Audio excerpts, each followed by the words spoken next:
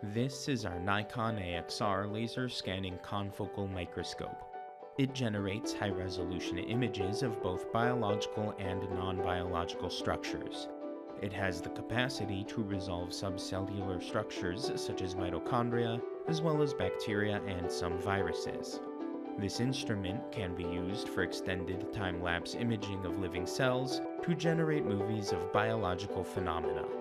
In addition to being able to detect emitted light ranging from blue to far red, the AXR comes with a specialized laser for fluorescence lifetime imaging microscopy. This microscope can also combine confocal scans with differential interference contrast imaging.